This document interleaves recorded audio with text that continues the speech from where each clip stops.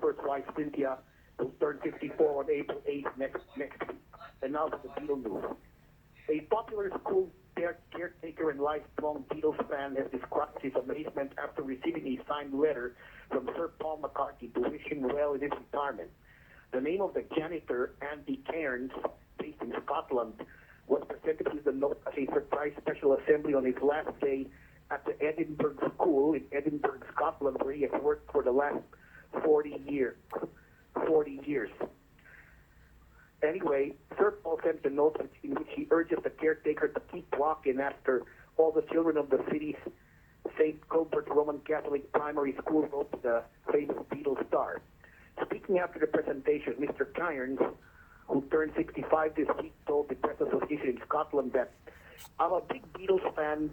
The kids had sent letters to his office, and he responded, which was just amazing, saying, 'I'm just overwhelmed. I thought I was in a dream that at first. Words can't describe it. I'm such a fan. It's just amazing.' McCartney wrote these exact words to him, saying, 'Dear Andy, the children of St. Cuthbert's have sent me lots of letters telling me how much they like you, so I reckon you must be quite a good guy. I want to wish you all the best, the very best in your retirement, and remember, keep rocking. Cheers,' from Paul McCartney." The such letter was signed by Sir Paul McCartney himself. Mr. Cairns is retiring after 50 years of work, primarily as a mechanic and more recently as a janitor at the school.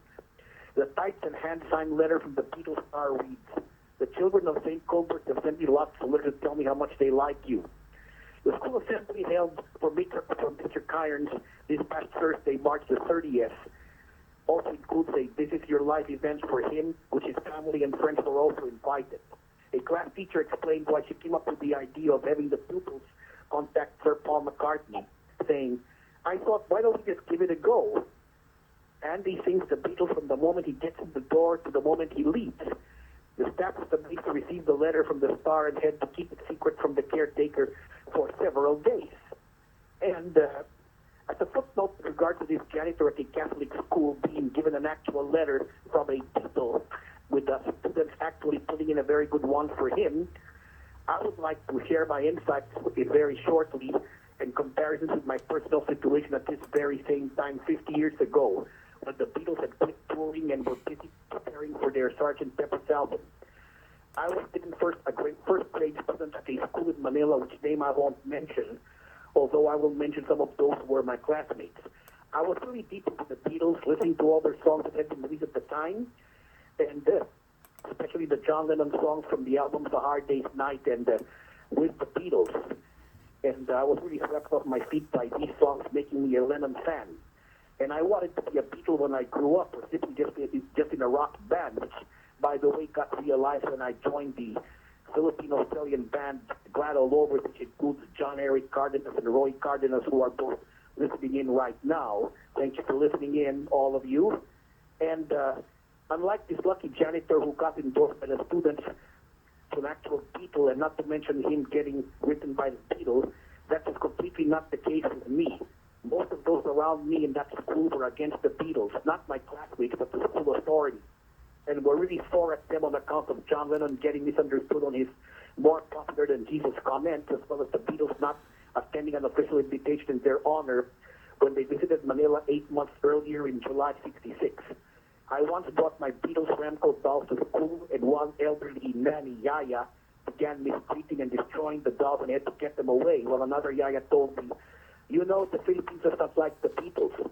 But the worst form of persecution came from a teacher who told me if I didn't stop combing my hair like the Beatles, I would be punished severely by getting turned over to a janitor who would turn me over to the principal and then lock me up in a dark room with a devil in there.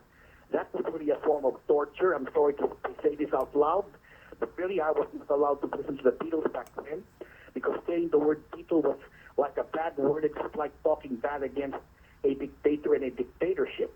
That's why for those of you who can listen to the Beatles now, count yourselves lucky. As a result of this anti-Beatles persecution and sentiment, I had to drift away from the Beatles, even if I didn't realize it. And to make the long story short, I played one Beatles song to some family friend. The song was George Harrison's "Don't Bother Me," and the friend didn't like it. So maybe the song was saying, "Don't bother me, I don't like the Beatles." Maybe that's what the friend was telling me. I won't go into further details, but as a result, I forgot about them for the next 6 years until 1973, when a radio station was playing them all day on Sunday. And so from then I got back to the Beatles for good. Turning now to more pleasant Beatle news. Speaking with the BBC Six Music over the weekend, Sir Paul McCartney said, "I'm making a new album which is great fun. I'm in the middle of that." McCartney went on to confirm that the album is being produced by Greg Kurstin, who co-wrote and produced Adele's global smash. He said, Greg is musical and he's great to work with. Still on Sir Paul McCartney, he responded to Sony ATV's claim that he brought an unright lawsuit seeking confirmation he'll claim rights to Beatles songs next year. His lawyer wrote the judge, as long as Sony ATV refuses to disavow any right to sue, McCartney has a cloud over the title to his works which values his rights.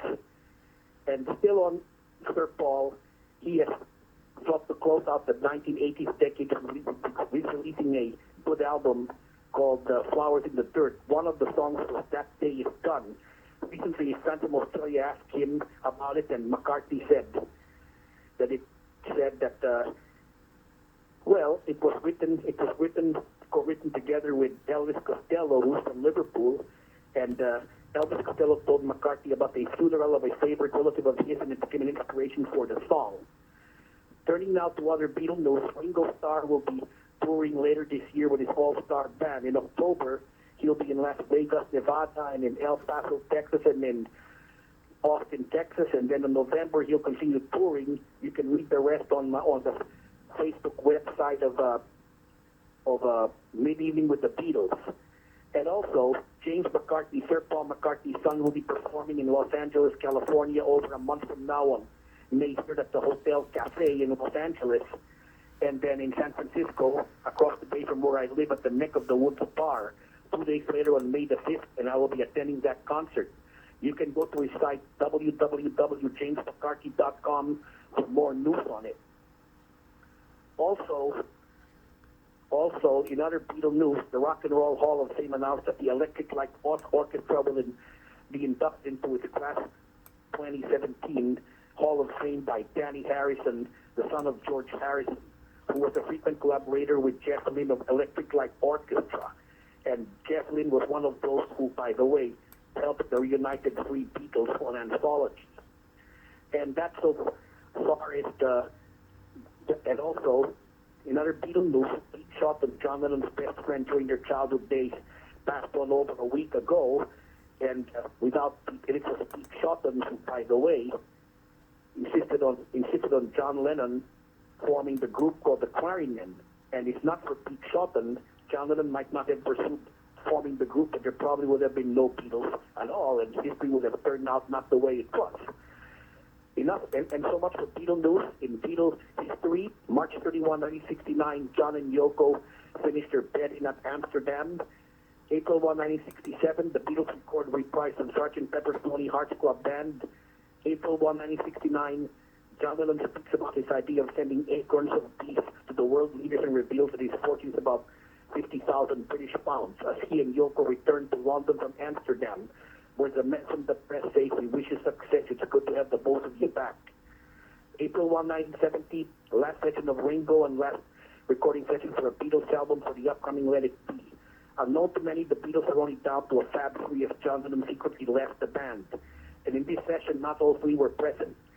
April 2, 1970, McCartney, in an interview, says that his first solo album is being delayed because they don't want it to be released together with the Beatles album Let It Be. In April 2, 1973, here in the U.S., the albums 62 to 66 and 67 to 70 are released.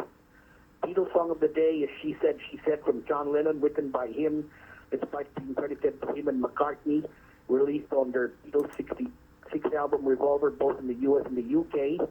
Lennon described it as an Apathy song and recorded on June 21st, 1966. McCartney is the only Beatle not present. John Lennon does lead and backing vocals, rhythm guitar, and Hammond piano. George Harrison does backing vocal, bass, and lead guitar. Ringo Starr does the drum and the shaker. And the quote of the day comes from John Lennon. "My defenses are so great, the rock and roll hero who knows all the answers is actually a terrified guy who didn't know how to cry. Simple." And so this concludes another edition of Fabcasting with the Mop Top, and so tune in next weekend for more of the latest Beatle news as Julian Lennon turned 54 years old. And before I go, I'd like to greet my dear Maestri Castro listening in from Biracat and Tuanes, Roy Emmanuel Cardenas listening in from Tokyo, Japan, my pamangkin Aldrin Peña Alavar listening in from Zamboanga, my fellow rail fan Ronnie Cerezo, my favorite Beatles fans Rick Jason Almurong and Sonia Binluan. Thank you all for listening, because I've told you once before, goodbye, that I came back again, so I'll be back again next weekend. Hello and goodbye. Thank you very much, Mr. John Paul Warne. Siyempre pa, live all the way from Oakland, California, US of A. And you've just heard the latest from the Fabulous Four, the Beatles. And siyempre, mapapakinggan uli natin si Mr. John Paul Warne next week for another edition of the Fabcasting with the Mop Top segment dito pa rin sa Mid-Evening with the Beatles. Okay, before we continue, we would like to say hi and happy listening sa ilan nating mga ka-Beatles dyan po na nakikinig ngayon sa Santa Cruz, Manila. I already greeted